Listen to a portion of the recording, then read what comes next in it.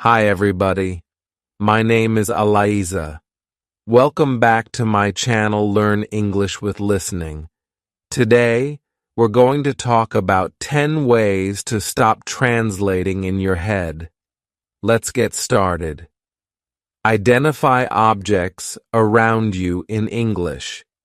The first way to stop translating in your head is to identify the objects around you in your target language.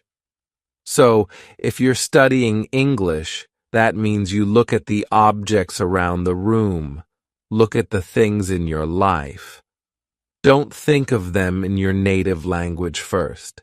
Think of them in your target language first. So, if I look around the room, I see a computer. I shouldn't think my native language word. I should think my target language word.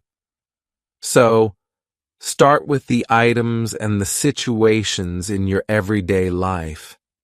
If I say computer in English, maybe I should say computer in Japanese. I should say not, water in English. I should say mizu in Japanese. So, start associating the words in your target language with your everyday life now. So, if you're studying English, that means start getting familiar with the things in your everyday life in English. Repeat phrases you hear native speakers use. Tip number 2 is to repeat the phrases that you hear native speakers use. So, if you're watching this channel, for example, or you're watching a TV show or a movie, listen for the way that native speakers make those phrases. If you hear a phrase you have never heard before, or you hear an interesting combination of words, try to repeat them yourself. Don't just listen. Try to say them yourself. If you're in a public space and it's difficult for you to do that, fine. Practice in a place where you feel more comfortable. Maybe if you have some private space to practice, just repeat them. Get your mouth used to saying the words the way that the native speakers do. So, if you never actually say words, if you're only taking in, if you're only listening and you're not actually producing the language, it's kind of hard to practice and to really hone your pronunciation, to improve your pronunciation. So, when you listen to native speakers, try to repeat after them. So, for example, if you're studying English, you can try to repeat after this video. You can repeat after the things I'm saying, because maybe I'm using an expression or I'm using a series of vocabulary words together, the way a native speaker would, and it's maybe a good idea to try to practice the ways that native speakers put their words together. So, try to repeat after native speakers, especially when you're looking at media, and you can do this when you're reading books too. You can try to read out loud interesting lines of books that you find, or something that maybe is difficult for you. Very nice practice tip. Make a situation where you can't escape into your native language. Make a situation where you can't escape into your native language essentially means immerse yourself. Of course, going to that country or going to a place where you can speak only that language is very difficult for some of you. Totally understand. But if in your life you can create a situation in your library, in your room, in your house somewhere, for just an hour, or, maybe a day. I don't know what your schedule is like. But if you can create a situation, or create an environment where you have no choice but to use that language, and you cannot escape, meaning you cannot go back to using your native language as a crutch, You can't use the native language at all. It forces you to use the language that you're studying. So, of course, if you are lucky enough to live in the country or to live in a place where people speak the language you're studying, great, but you have to go out and interact with people. You have to put yourself in a place where you have no choice but to speak. It's very hard, and it's very scary, and it's very embarrassing at first. But if you take time to find places and to make environments that are comfortable for you, where you feel comfortable making mistakes and asking questions, it's very valuable for your learning process. This is actually something that I did totally. I totally did this. My Japanese wasn't very good for a long time, but then I started making friends who could not speak English. Actually, I just did this through finding hobbies. There was a hobby that I had. I joined a group. I joined actually a school to where I could learn how to do that hobby, and everything was taught only in Japanese. And the people in my class only spoke Japanese, mostly. And then maybe we would go out for drinks and food late at night or on the weekends, and everybody spoke only Japanese. And if I couldn't communicate even simply in Japanese, I had no hope of keeping that friendship together. So it forced me to study. It forced me to think about the words they were using and to try to learn those words, those patterns, as well as how to produce them naturally myself.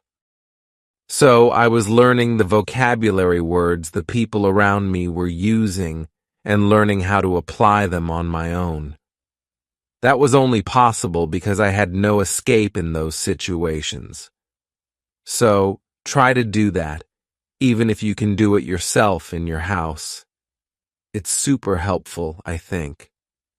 Watch TV and movies in your target language without subtitles. Tip number 4 is to watch TV and movies in your target language without subtitles. So I think that watching with subtitles can be very beneficial. So if I'm watching something, or if you want to watch something with subtitles on, great. But I sometimes find that in my case, I think too much about reading the subtitles, and I forget to listen. So maybe if you've seen a movie in your target language a few times with the subtitles on, try turning the subtitles off and think about the character's body language, the words they're using. You can always look that up later. Look up the words you don't know in a dictionary. But try to do it where you're focusing completely on the way that people are using their words. Try not to use the subtitle. So kind of play around with it a little bit. If there's a word that's difficult for you to hear, you can actually turn on the subtitles in the native language of the movie as well. That's something that I've done, like if I wanted to study Japanese, it's very useful when the actual words spoken in Japanese appear on the screen. Sometimes it's easier for me to catch a word if I see it visually and I hear it at the same time. So, another way to explore how you can use TV and movies is to actually turn on the closed captions like the words on the screen in the native language of the movie. So this is sort of 2 points in one. So 1, watch movies without subtitles, meaning subtitles in your native language, and hint 2 is to watch movies with closed captioning on, but the closed captioning is in your target language, not in your native language. So you can try those 2 things with TV and with movie. Don't bring a dictionary to your lesson. Tip number 5 is don't bring a dictionary to your lesson. Okay.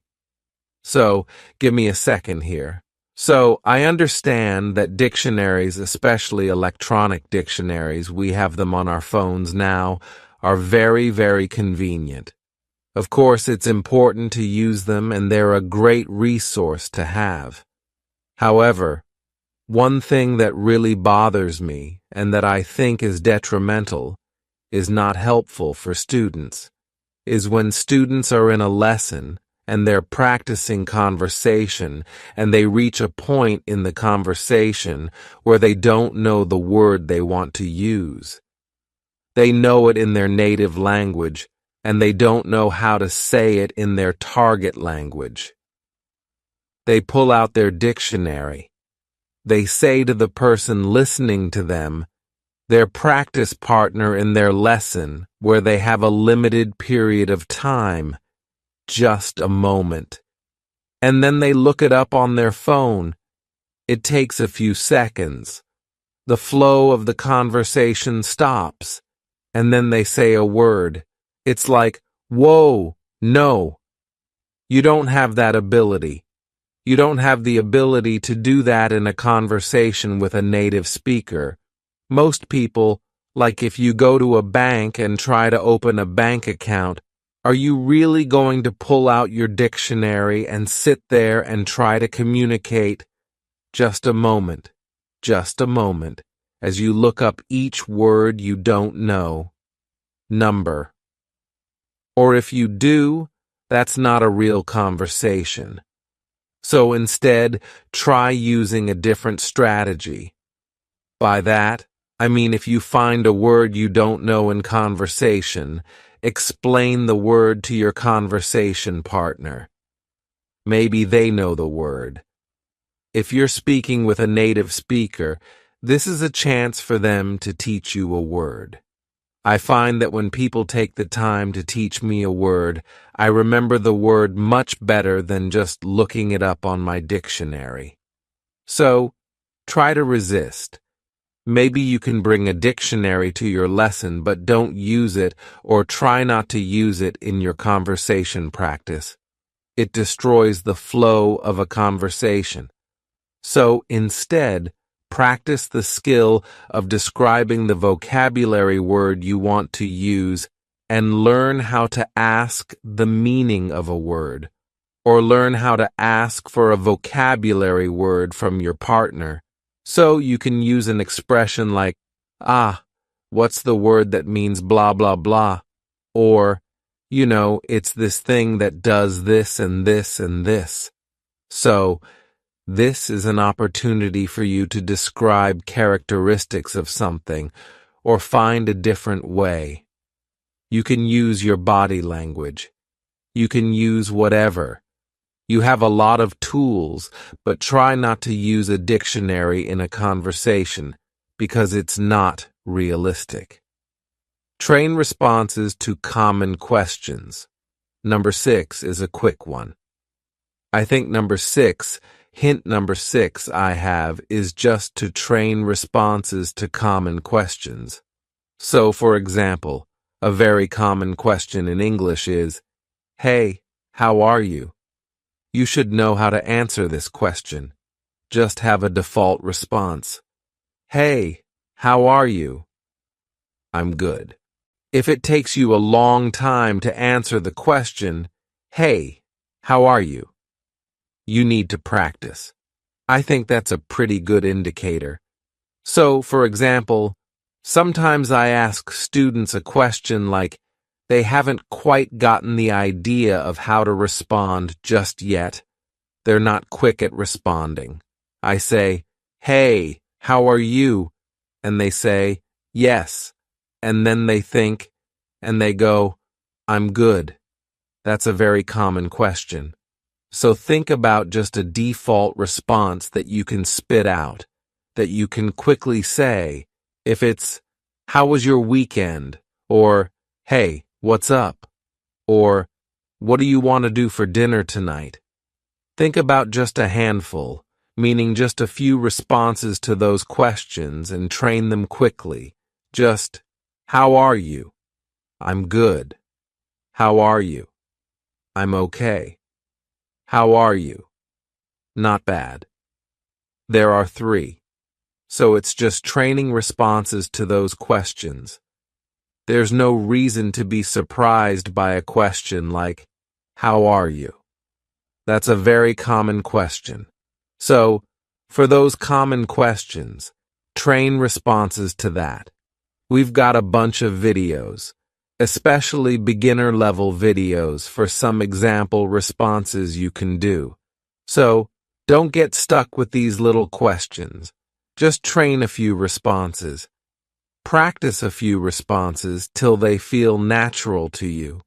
It will save you time, and it will help the person asking the question too to move forward in the conversation. Study with materials that don't provide a translation. The next tip is to study with materials that don't provide a translation. So, by this, I mean if you're using worksheets or some kind of textbook or whatever, and it has your target language, the language you're studying, and it has your native language next to it. While this can be useful, I feel that if you can, studying your materials only in your target language, and then simplified explanations for more detailed points also in your target language can be a little bit better. So, I don't want to say like you should only study things in your target language and nothing from your native language, because of course, it can be helpful sometimes to look up a word or to understand the grammar point in your native language. But where possible, if you can find something that provides simplified explanations in your target language, it can be really, really helpful. Because again, you're learning to think on like a simpler and a more basic level about the language you're studying in the language that you're studying. So, this can be really, really good. So, finding some materials to use where there's no translation. Maybe you can practice, of course, with books and with written materials, but I also with like video materials as well. So, there are a variety of different ways that you can find materials in your target language, like in video and TV. So, some things to think about. There are the level of vocabulary words people are using in the media content you're watching, who the media content is intended for, children, young adults, the speed at which the speaker is talking. So, like I have the ability to change the level of difficulty of videos based on the rate of speech, the vocabulary words that I use, and how many idioms and things I use. So, I could make a video very difficult. We could make like a very difficult video series by leveling up our vocabulary use, or by speaking very quickly. Or, as you might see in our English in 3-minute series, we can also use very simple vocabulary and speak at a low rate of speech. So maybe right now, this is a very intermediate level video. So please think about that.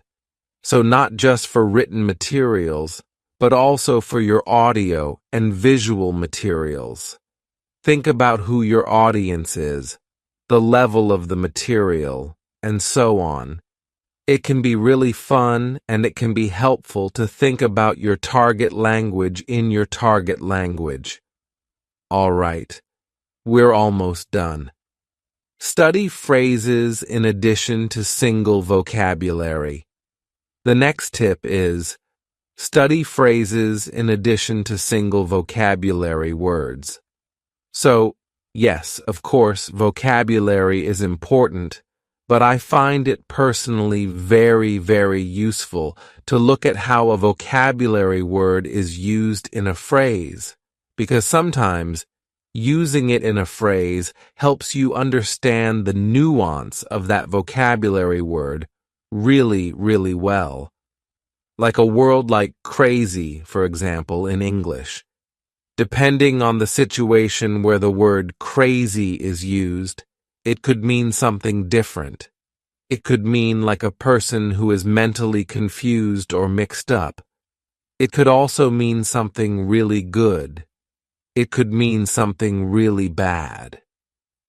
So if we look only at the word crazy, it's quite difficult to understand really the meaning of the word.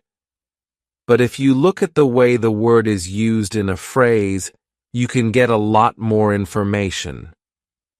So take a look at the way people use words in phrases, not just a single vocabulary word. You can learn a lot more that way, I think. Do your daily activities in English where possible. The next tip is to do your daily activities in your target language. So, if you're studying English, that means try to do some daily activities in English if possible. So, this could be very, very boring stuff, but just think about it when you're doing the activity. So, like right now, I'm filming a video for Learn English with Listening, or I'm going to work, I'm cooking breakfast, I'm doing the laundry. What do I have to do tomorrow? So, try thinking about your everyday life in English if you're studying English. Try thinking about your everyday activities, the people that you meet. What are you doing? So this is a way to help you practice your verb. So if you don't know, I don't know, you're doing something at work and you're like, oh my gosh, how do I explain what's the verb for a picture like, I want to blah blah blah a picture. What's the word? You can check a dictionary at that point and go, oh, it's draw. I need to use the verb draw for draw a picture. So you can find these little gaps in your everyday life, these little gaps in your knowledge if you think about your everyday activities in your target language. If you don't think about it in your target language, you might not realize you have vocabulary gaps or phrase gaps here and there. So, this is a really good, and kind of funny actually, way to study. Use a learner's dictionary for new words. The last tip is to use a learner's dictionary for new words. So, in English, there are learner's dictionaries available in English. So, my personal favorite channel is Learn English with Listening. If you find a word that you don't recognize, you can check it in a dictionary, in a learner's dictionary, and it gives you a simple explanation in simple English of that word. So, instead of checking it in your native language, you can check it in your target language. So, again, this helps you to understand the word that you're focused on, but you understand it from the language you're studying, not from your native language. So, using a learner's dictionary can be really, really useful as well. All right, so those are 10 tips to help you stop translating in your head. I know it's very difficult, but it takes time and it takes practice, and I hope that these are a few strategies that can help you as you study any language. Of course, this is an English language channel, an English language learning channel, but I think these tips are pretty good for learning just about any language, really. So, I hope those are useful for you. If you have tried these strategies, or if you have any other comments or other tips, please let us know in the comments section below this video. Thanks very much for watching this episode of Learn English with Listening, and I will see you again soon. Bye.